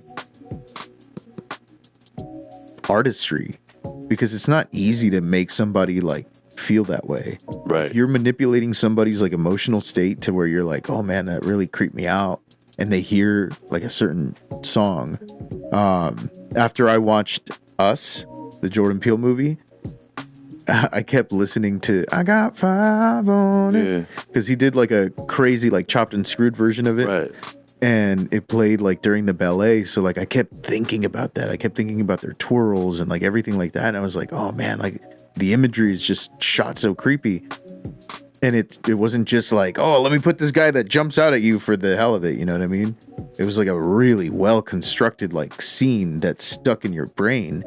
And shooting it at the boardwalk already. Like when I was a kid, I used to get creeped out with the boardwalk. Yeah, just creepy. Yeah. And like even seeing like typical Santa Cruz white people, you know, like they're creepy too. They're super creepy. Especially when they're overly nice. Like you ain't, you know, it's like, yeah. So like those kinds of things, they stuck with me. So you're building like a crazy, you're building like a collection of images that is really, manipulative because it makes people think about those things long after they're gone from the theater. And if you can do that, you're successful. And I feel like the horror genre has just been doing that like in stride. It's incredible. Doing taking a different. So did you see the trailer for Weapons? Yes. Yeah, that one looks dope. Insane. That one looks so insane. Excited for that movie. Yeah, especially because I don't even know what the hell is happening. What's going on? What? But it reminded me of Prisoners with Hugh Jackman, where he's like looking for his daughters that like got abducted, because he's like, where's my kids? You know what I mean? Like he's trying to find his kids, and then he's like, why is it only my kids that are gone? So it's like they combine that with like some supernatural horror elements, and I was like, I'm all for it. Yeah, it looks great. And the girl, that's the girl from Wolfman, right? That's the yes. She's great. She's dope. She's gonna be Silver Surfer. So she's the one that's playing Silver Surfer. Yeah. Oh shoot, I didn't know that. Yeah, she's cool. She's a great actor. She's from Ozark. That's where she's originally from. I never finished watching that show, by the way. Me neither. I got like 6 episodes in, and then just stopped watching. It wasn't because it was a bad show, but I just stopped watching. I got a little felt it boring. was boring. Like once they moved to the country and they start dealing with her, I was like, I'm bored. And I started like playing on my phone, and that's how I know. Like I was still watching, but I was like playing Candy Crush while I was watching, and I was like, that's not good. Like when it's background noise to what I'm like really focused on, it's not good. Or like if I was like editing videos, I would throw it on, and I was like, that's not good. Yeah. Like if it's not holding my attention, not. Yeah, it's literally meant to do that. Yeah, so that's why I didn't really care for it. I mean, the acting's good, but the storylines were just like, it felt repetitive. Like every episode that I turned on, I was like, didn't we just do this like 3 episodes ago? That's what made me lose interest in. That's what made me lose interest in Walking Dead. Was just like after they killed off Glenn, I was like, I'm done. I didn't really care. There was a few dope arcs, like the one with Negan, the Negan arc. That was insane. And then when they defeat him, I watched it all the way through that, and I was like, I like the Negan. It's all right. That's great. I like his redemption arc too. His redemption arc is sick. I didn't like that either. No? Nah. Because like I do like that he was still a dick, and he was still like who he was, but it was like his redemption was kind of like, it felt rushed. I want to see him be a villain in like a movie. Yeah, or no, in like in the Marvel universe, like or like be like a you know, like Han Solo-esque hero, like where he's kind of a dickhead, but he does dope shit, you know? That'd be cool. No, if he was like in the Marvel universe as a villain, that'd be pretty sweet. Honestly, you know who he'd be pretty good at? Cable. Oh, he would be sick. Cable's older. He would be sick. He's got like that intimidating build. Plus, Cable's like a dick. Yeah. And so he's like all disgruntled and shit. Yeah, so that would be sweet. I would like to see that. Yeah, he'd definitely be sick. He's kind of like an anti-hero. Yeah, I think he could pull that off. I think that would be a sweet one for him. We'll see what happens with those. But yeah, I don't know. That show Ozark, that was kind of whack. But yeah, horror, man, they've just done so many cool things, and they reinvented the genre. And honestly, I like that they keep telling like black-led stories from horror. So like Jordan Peele, Ryan Coogler just did it with Sinners.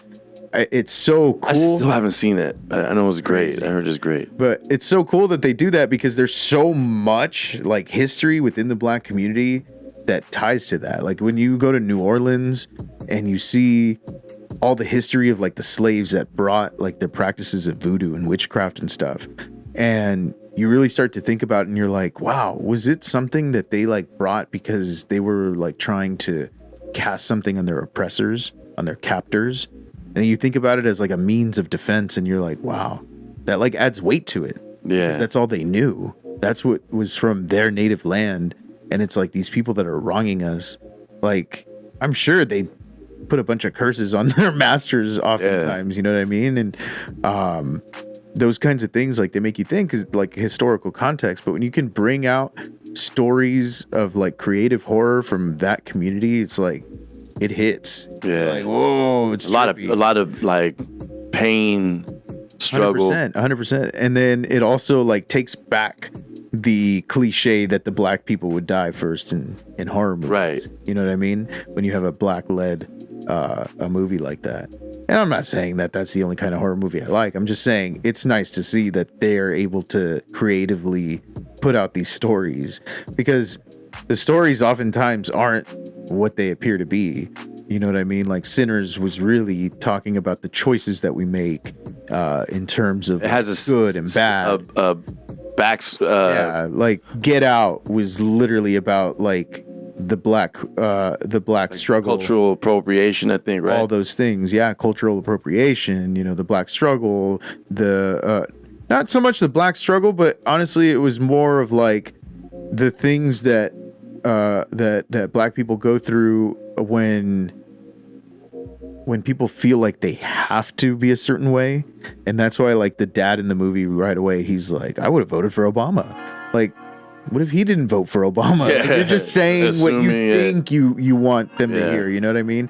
So, like, I like that all those things are being told through the lens of horror, because when you think about it, all this stuff is super cringe. You know what I mean? Like, in real life, it's hella cringe. So to look at it and be like, through our eyes, it's a horror story, and it's cool. You know, it's creative. I like that a lot. Literally, like Latinos too. My favorite. I love the Paranormal Activity movies, and my favorite one is the Marked Ones, and it's all Latino driven. I didn't know that. Yeah, and it takes place in Bakersfield, I think. Huh. Yeah, and yeah, it's so funny because like they just like take you through like the Mexican household, and then whereas the other ones, you know, they just set up the cameras and they're like, let's catch the paranormal activity. This one, they're like going to the grandma, and the grandma's like, oh, let me rub the egg on you, and like they're doing like all the cultural things. And so it's like super cool to see. Like it's funny, like it's genuinely funny, but then like it really hits a place where you're like, oh damn, like that's scary. And there were some scenes where I was like, nah, bro. Watch that one. Yeah, I need to check it out. It is a trip. In the chat, Rice said, is he a better actor than James? 100%. No, he's not. No, you don't think so? No. James Franco is a fantastic actor. Just sucks to get caught up in all that. Yeah. He's like. You think there'll be a redemption arc for him? Probably not. No, he's cooked. I don't think so, because he really is like that guy. Like if there was a thing where there was doubt, then I'd be like, yeah, he can come back. Like Jonathan Majors could 100% come back. Yeah, I think so too. 100%. James Franco, there's like no doubt. Yeah, you were a pervert. You definitely texted young girls. You definitely touched somebody. And there's not a doubt in anyone's mind. That's why Seth Rogen didn't even stand by him. Like they were caught red-handed. They were best friends. And like, if your best friend is being accused of something, you're gonna be like, bro, just tell me the truth. Like, did you do it? I'll stand by your side. But when you have like no doubt that they did it, you're like, nah, I'm good. Seth Rogen literally was like, I don't see myself working with him anymore. I'm like, damn, he did it. He definitely did it. He definitely did it. So yeah, no, but James Franco is definitely a better actor than Dave Franco, because Dave Franco like reads lines off a teleprompter. Like, have you ever seen what's the movie with the neighbor? Was it Neighbors or? Neighbors, yeah, he's in Neighbors. He's in Neighbors, right? Yeah, like just simple scene. Like you got like this acting from Zac Efron, where he's like, "Oh, you're so gross," and he's like, "I didn't want to do that to you." I was like, "You couldn't deliver that line? This is just one line, dude." It was terrible. Maybe he's gotten better because that trailer looks amazing. Yeah, it looks crazy. Yeah, so honestly, I hope he has. But it probably helps him too that it's his actual wife. Like they have that chemistry and they can play off each other. I love when there's like actual like real life spouses, you know, playing opposite each other. Yeah, that's very interesting. It must be, and it must make it a lot easier for him to give more of an authentic, you know, just be more authentic with his delivery. Yeah, 100%. Well, and then like that's the thing too. Like if she has some crazy thing going on, like where she has like prosthetics or something, think about it. Like if I was the director, I'd be like, all right, you can't see her until she's ready. And then like they start shooting that scene, she comes out, it's gonna be a shock, like, oh damn, like, whoa, what the hell is creepy? But you get a genuine reaction and you get that like awkwardness because that is your spouse. Like you're literally with her. And it seems like they're going through like some marriage counseling. Yeah. So it probably has like some real world like. And also the idea, I mean, I'm sure just based off of the title and what it looks like they're becoming fused together. Yeah. I feel like he probably was, the director was probably purposely trying to cast a couple. Yeah, 100%. Instead of, you know what I'm saying, cast 2 individual. Yeah, so that's cool. I love that. They're super cool. Like if you've never seen like their social media presence, they're hilarious. Like they seem like they really get along, and not like trying to be like, oh, we're a perfect couple. Like, yeah, like Christy Negan and John Legend. I can't stand those people.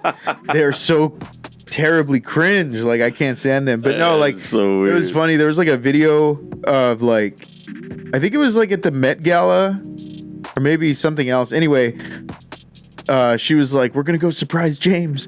And she like ran to his room and she like knocked. And then when he opened the door, he's all, what the hell are you doing? And then like the camera panned out and she was like butt ass naked. And like he's all, get in the room. And then she's like dancing in the hallway. And she's all, what's wrong? And he's like, what are you doing? Like it was funny. Like they play pranks on each other. And so like it seems like a fun relationship, you know what I mean? Like sure they have problems, like everybody has problems, but they just seem like a fun relationship, and I've never seen them in anything they do try to look like, oh, we're perfect. I wonder what he says about his brother. I've never heard him comment about addressed it. Nah. I wonder. But it's weird too, like he's been popping up everywhere. James. I mean, if they can't get James Franco has? Mm-hmm. He's been popping up everywhere. Like you see him, like the paparazzi are following him and stuff, and like because there was like a moment of like 2 years where you just didn't see him. Like he became a recluse, and now he's just popping up like everywhere. So maybe he's like enough time's passed. Yeah, trying to make a comeback or something. Yeah, I'm gonna laugh when he's like trying to get a movie and they're like, nah. Where he's like a fucking school teacher or something weird. Try to cast him in like a children's movie. Like, oh man, that'd be like Kevin Spacey trying to come back and like. Hell no, that was weird. The apology, Kevin Spacey's apology was super weird. Well, yeah, he literally like put the emphasis on I'm gay, and people were like, why are you saying that? Like you're a creep. Like yeah, what the it's hell? weird. You be gay, you be straight, as long as you're a creep. We don't want you here. Like Good News said, bro, Volume 3 was crazy. I think he's talking about The Frightener. No, he's talking about, well, I don't know. Maybe he's talking about Guardians or he's talking about Terror. No, because we were already talking about James Franco, so I think it was because you said about you were talking about The Frightener. Terrifier, The Frightener. This is the Temu version. No, look, I've watched those movies and I get a kick out of those movies, but they have no substance. And they know it, and the people that watch it, I hope, know it. It's like Saw or something. No, it's worse. Really? Yeah, because like their acting is like porno acting. Oh my god! Like the one kid, like the main kid, he's all, I don't know, Susie. I don't know what we're supposed to do. Maybe we're supposed to kill him. Literally, like that delivery right there. Like that was in the movie, and she was like, Dad left me a sword. The sword will protect us. I need to go find it. Hang on until I come back. Like that's the kind of acting that's crazy. In that. Yeah. So did you see the what's the corn something, the movie, the clown movie? It's like a clown. It's not out yet. It comes out this weekend. Right. Well, what is it called? Like Clown in the Cornfield. Clown in the Cornfield. Yeah. That looks cool. I get like, I don't know. I feel like those movies, they have like it seems like they pump one of these out like every like 2 years. It's like a cult classic. Yeah. It's like the Terrifier. Like I'm just like they gave me a copyright claim for playing their trailer. The Terrifier, so stupid. The Terrifier to me, like the reason that people like really enjoy it is because it took like the approach of like an old like horror movie. Like Terrifier looks like it could have been made like in the 70s. Like it has no substance. The story makes no sense. And it's just like gory just to be gory. So it looks like one of those grindhouse movies that have been made in the 70s. And like Night of the Living Dead. Yeah, like something, but even Night of the Living Dead was like, nominated for makeup and like this and that, but this has no potential of ever being nominated for anything. It's really dumb, it's stupid. But like I feel like the thing that creeps me out about those movies is that when I go watch them, I feel like the theater is full of sick, disgusting people, because I feel like those people are there to see like juggalos, like how far they can push like the limits of like the gore. Like this one, he used a chainsaw to split a dude from his butt crack like through his pee-pee. And like they showed everything. Hell no. You see the ball sack getting split? Yes. And so I was like watching it and I was like, who? Because like people were like, oh, and like everybody I was with was like, oh, dude. But then like I like look over and there's like dudes that are like like sick. That's why I'm like, I don't know. Like that's what scares me, not the movie. The movie's stupid, but the people that go watch it, I'm like, yeah, I don't know about you. So that's what's really scary about those movies is their fan base. There's a bunch of juggalos. Yeah. You know what the juggalos are? Yeah, the Insane Clown Posse fans. Yeah, those guys are weird. Nah, those guys are really normal. Good News said chicken jockey. I don't know what that is. Chicken jockey! Like that meth smoking raccoon, the substance Tarantino. Oh, Rice is talking about the Coen brothers film. Yeah. Somebody said, you had me in the first half. I think Terrifier movies are reminiscent of older horror movies because it's very practical and has more cryptic storytelling. I would love for you to break down what that cryptic storytelling is. I mean, if you can tell me what the hidden message is in Terrifier, then I'd be very, very... But no, the practicality, yes. Everything they do is really practical, and CGI is used like very, very like 0.1%. Yeah, I think what makes movies like Saw and, you know, just like the slasher movies great, it's the practical graphics because, you know, we practical effects because it's reminiscent of old movies like you're saying on Night of the Living Dead and all that. And that's all it is. It's like a nostalgic, like, oh, cool. But also, like, the gore has never been my thing. Not because it grosses me out, but I don't see a purpose in it.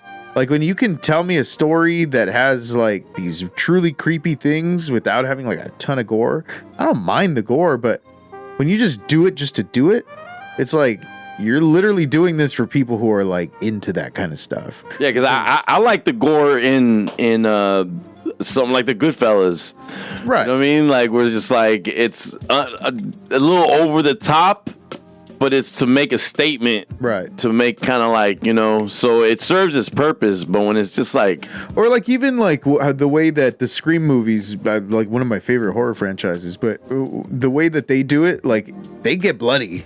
They get bloody, but you feel it. Like every time that Ghostface kills somebody, like you can feel feel it. You know what I mean? Or in Final Destination too, like the way that those get a little over the top too, though. No, but like, you know, so when I was watching the Final Destination trailer, just the anxiety I was getting from, you know, the anxiety I was getting from when it would look like they were about to when he was about to step on the glass and all that different shit, like the anxiety I get. So that's the appeal of those movies, is the creativeness of like how they think of new ways to say like, oh, what if this exploded or this thing like happened, which is cool. Like I understand. I'm pretty excited for the new one. It looks cool. Yeah. But when you have like just a collection of gore, just to have gore, like there was no reason you needed to show me a chainsaw splitting a dude's butthole and then making it to his sack and then having the sack go like I didn't need to see that because I didn't want to see that. Oh my God. And also I don't know if it cryptically told a story like this great person commented, but to me, balls getting split by a chainsaw don't really tell a story, and I'm teasing, but nah, those are the kinds of things that like, it's just like literally for shock value. Yeah. Because there's this scene where he's talking to like a Santa Claus. There's this guy dressed as Santa Claus at a bar, and Terrifier walks by and it's like hilarious. Like he sees him through the window. He's like, because he doesn't talk. Hey guys. And so he's like, oh my God, like, you know, like he's looking at him, and then he goes inside and he's like, oh, like he's acting like a super fan of somebody. So he's like a mime or something? Yeah, he don't talk. Oh, okay. And so when he's like talking to the Santa's like, all right, bud, like, and he thinks he's like maybe like a slow man or something. But then they start getting like the bar owner starts getting creeped out, and it's like a really tense scene, and it starts building and building. And then by the end of it, like he shoots the bartender, and then he like starts he uses like nitrogen and freezes like parts of Santa, and like he starts like yanking off pieces of them.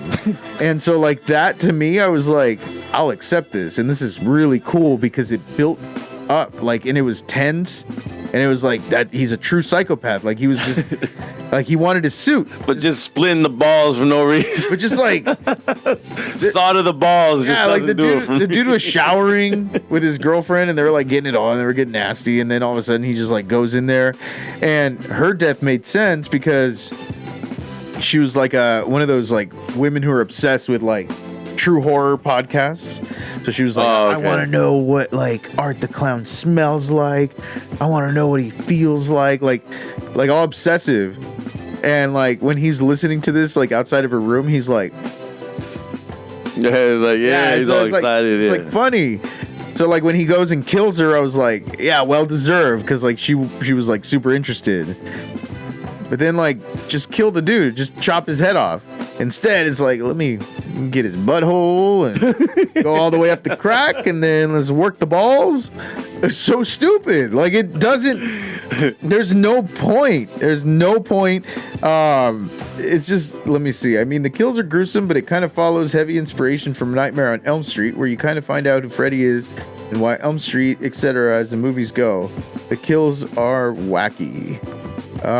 She said, I mean, I really could. It's one of those movies where you can piece together timelines from newspaper headlines, etc. Terrifier 1 was more of a compilation of kill scenes, but they retroactively made parts of the first movie relevant within the narrative. Yeah, but the overall narrative was like weird, because this latest one, he was just like a demon, and he was trying to do like Antichrist things because it was Christmas, and they had like a. This was on the first one. This is on the third one. Oh, okay. And it was just like, where's this coming from? And I did find myself like getting tired at the end, and I started like yawning a lot.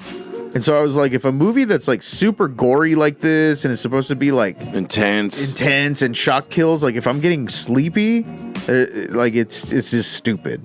And so it was stupid. Like those are the movies that you watch for the shock value, and then you don't watch ever again. Like I wouldn't watch it again. When the fourth one comes out, I'll go watch it, and I'll never watch it again. Yeah, no replay value. No, not at all. And it's just funny to me too, because like people are like, oh, I love the Terrifier, and like they buy the sweaters and stuff, and I'm like, you're just disgusting. Yeah, you're like, just a sick person. I know who you are. You're sick in the head. Yeah, no. So original thought, yes. Horror. Modern horror, I think, is fantastic. Yeah, Rice said new horror is great. Smile, Long Legs, Talk to Me, and Late Night with the Devil. Late Night with the Devil. That's the talk show one. I haven't watched that one. Long Legs is super creepy. Super good. It look creepy. Yeah. Nicolas Cage, you don't even recognize him. Like, I was like, whoa, what the hell? But he even said that to do that role, that he was like channeling all this like trauma and stuff that he had with his mom. And so he said that when he was done with that role, like he was really like messed up, and he needed to like step back a little bit. And I was like, ooh, you can see that. That's dope. You can see that in the performance. And yeah, that movie's fantastic. If you haven't watched it, watch it. Yeah, I want to see it. I watched it. It was so funny because like Anthony and Sarai, they went to go watch it in theaters, and I think Josh and Noel did too. But they were telling me like, oh bro, like it's really like witchy and like creepy. And so I was like, man, I don't know if I should watch it like alone, because I was like, those things like they get more and more real to me like the more we grow in church. So I was like, I'm gonna watch it. So I was like watching it on my own, and I was like sitting on the edge of my bed, and I couldn't like turn away. I was like, but the whole time I had like a tingle down my spine. I was like, oh, but that was the best. Those are the kinds of movies I want, because it made me like keep thinking about it after, and not just focus so much on like, oh, you're killing. Yeah, it was blood, like, splatter. You know what would have made this like almost award-winning movie, Long Legs, better is if somebody's balls got split in half by a chainsaw. That's what it was missing. Oscar.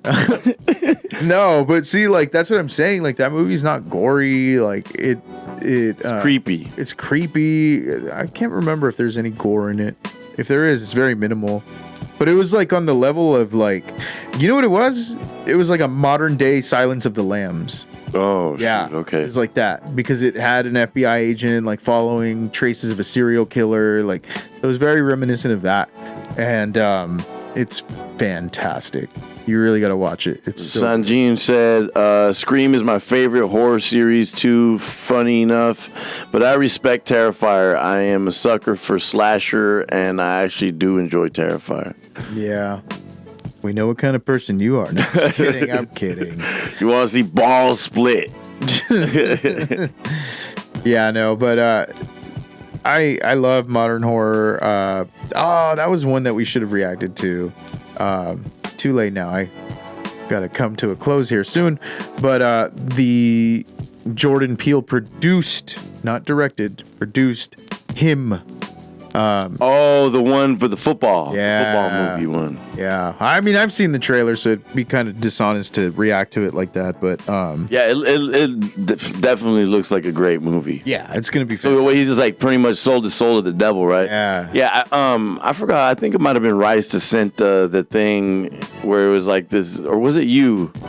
Oh no! It was Ant sent me this thing where it's like this guy was like, oh my god, this is such a demonic, and they're just disrespecting Jesus and all this. Oh yeah, he sent it to me too. Yeah, I was like, bro, that's stupid, bro. It's a movie. Like clearly he's trying to. But not only that, but it's like all these movies like are pretty much like drawing attention to, hey, there are people that do sick stuff like, and that is scary. Yeah, exactly. We as Christians are supposed to be scared of this shit. Yeah, like it wasn't even like the scenes where like he's like flipping out or anything.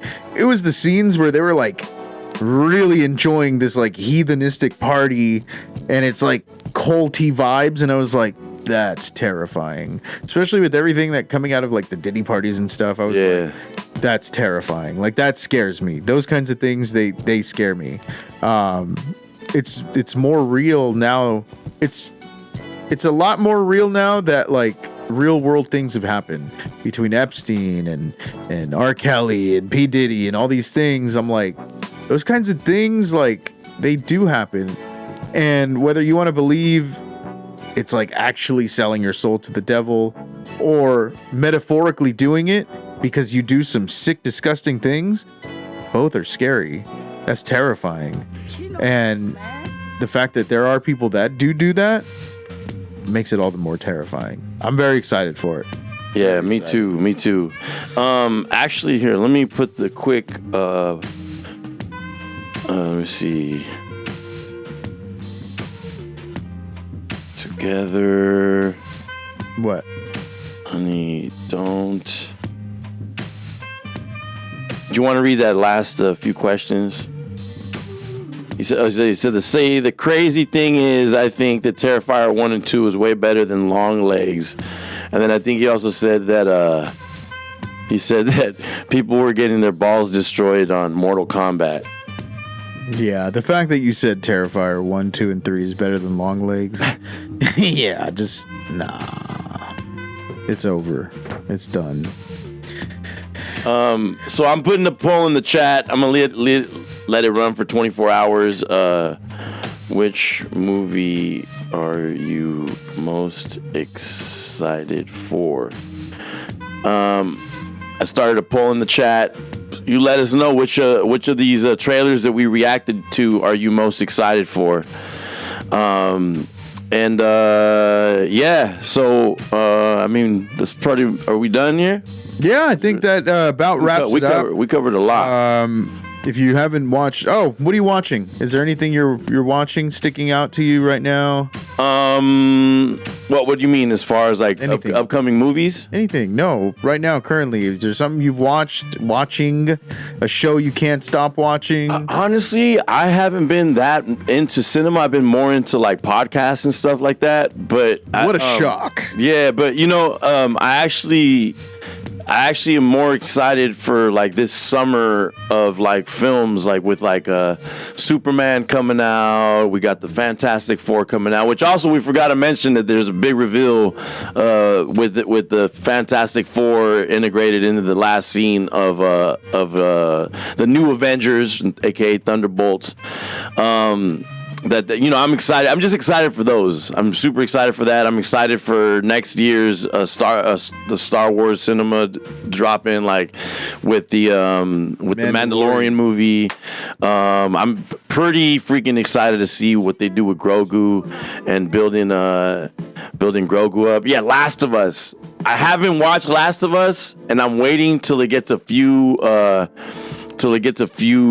in. Before I start, I didn't watch Sunday's episode yet. It's okay. I don't know. I feel like I enjoyed the first season a lot more. It's all right. It's not. Yeah, Last of Us is dope. I'm glued to Andor right now. I want to get into. I want them to drop the new season of The Boys too. I'm pretty that'll be cool. Juiced for that. I think it's the last one too. Yeah. But yeah, I'm super glued to Andor right now. It's incredible. I honestly think the first season was good, but it was like slow and then kind of got good at the end. This season like started off and right away the vibes were there. It was like Michael Clayton in space, and I honestly think it's like one of the best things that Star Wars has ever done. I know that's a bold statement, but it's fantastic. There's so many times too that I forget that I'm like watching a Star Wars show, just because of like how they write it, how they direct it. And there's not a lot of lightsaber battles. No, not at all. But then like it's cool the way they do it though, because I feel like that's kind of like what Marvel always wanted to do with like hiring people that they would say like, oh, I don't know the comics, I'm just coming to do a good movie, and it would turn out like crap. I think that's like what they envisioned. This show is like naturally doing that. Like you watch it and you're invested. Like it exists in the Star Wars universe technically, but this is a story that has nothing to do with Jedis. And so like that in itself like is so cool because it naturally is telling a super cool story, which is the building of the rebellion. Like the rebellion is so like splintered. There's like a group here, a group there. And they're like, I'm the rebel. No, I am like me. And they're like all like petulant children. So it's really, really cool to see how everything's like coming together. And I never thought that they were going to do that. I thought we were just going to follow Cassian Andor like being a thief or a spy or whatever. But they're really like building the roots of the Republic or of the rebellion. Is fantastic the way they're doing it. So yeah, I'm gonna reactivate my Disney Plus account to be able to catch up with Loki, and then to catch up with Andor. Yeah, because those are must watches. Rice said the game clears. He says better than both seasons of Last of Us. The Boys final Sanjik said the Boys final season needs to be great. Season 4 was a little underwhelming for me. It was okay, but I don't feel like it was underwhelming. I just felt like they needed that step so that they can finish off with like something outrageous. Because for me, it got a little too political. Yeah, for sure. Just a little too like trying to lean into the politics too much. Like, yeah, that definitely. I already deal with that shit in the regular world. I don't need that shit like forced on us on the. Yeah, it definitely got to a weird point, and it was kind of like, okay, we get it. Like you're trying to say that's Donald Trump. Yeah, I get it. Like you don't need to keep drawing those parallels because you can do it once and be cheeky about it and people will enjoy it. But when you keep doing it, you're like, okay, the joke's old. You know what I mean? So, but other than that, it was great. But it's just that particular because, bro, I never been so heartbroken to see an octopus getting killed. Bro, that broke my heart. That was hilarious to me. But it broke my heart. I was like, oh my god, like she loves him. Yeah, he's like eating it all and then the ink falling out. I was like, whoa. Yeah. No, but the see, Andor, they do that too. They have like political parallels, but they'll like drop it, and then you're kind of like, oh, they mentioned that because like he's like talking about how like all the farm workers in like that part of like the planet are all undocumented, but it's literally just like registering with the Empire so you can pay their taxes. You know what I mean? But that parallel is drawn to our farm workers who are usually immigrants. And so they mention that, and then it like leaves a thought in your head, and they don't like dive into it. Yeah, they don't try to force the. Yeah, so it's really cool because the parallel that's being drawn is obviously the Empire's Nazis, right? Right. So undocumented, that was the thing for the plight of the Jews too. It's not necessarily saying that it's, you know, Mexican immigrants, but you draw that parallel too. And that's good story. That's good writing that you can use a line and it applies to multiple things throughout multiple periods of time. That's amazing. You know, they don't just say that's Donald Trump. Like, it would be cool if it was like a dictator and very low hanging fruit. Yeah, but right away it's like, oh, so they're trying to do Donald Trump. Got it. You know, and that gets old. It gets old really quick. Really, really quick. But that like, hey man, that's where you get your masterclass in writing. You have to see those differences, and when you have a repetitive thing like that, you're like, nah, I'm good. It definitely turns you off. Like, I'm, you know, again, like, it didn't turn me off to the point where I dislike it because I still love the show. It's just like, it's like one of those things. Like, all right, I get it, bro. Like, it gets really stale. It gets very, very stale. I get it, bro. Honestly, the only thing I really, really didn't like about that show, politics aside, because I was like, yeah, it's stupid, but it didn't like crush it for me. I didn't like that.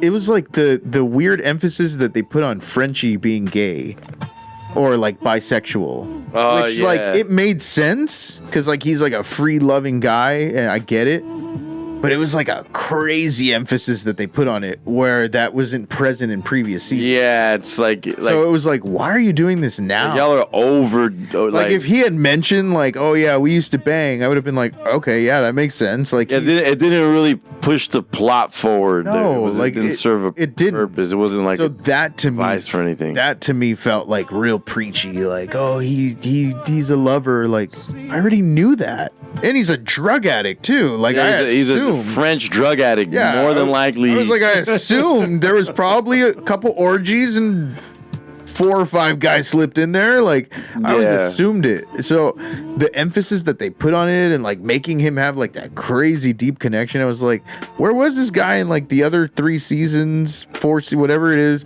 Like, you're kind of just throwing that in there, and you can feel it. And it feels like preachy, and I didn't like that. I wonder if it was like different writers from the other ones, because that's another thing that definitely had a gripe. It's not because he's gay, but it's because like it's like super like didn't serve a real purpose in pushing the story that forward. You know? Yeah, it really didn't. And honestly, like, again, if they had thrown hints about it in other seasons.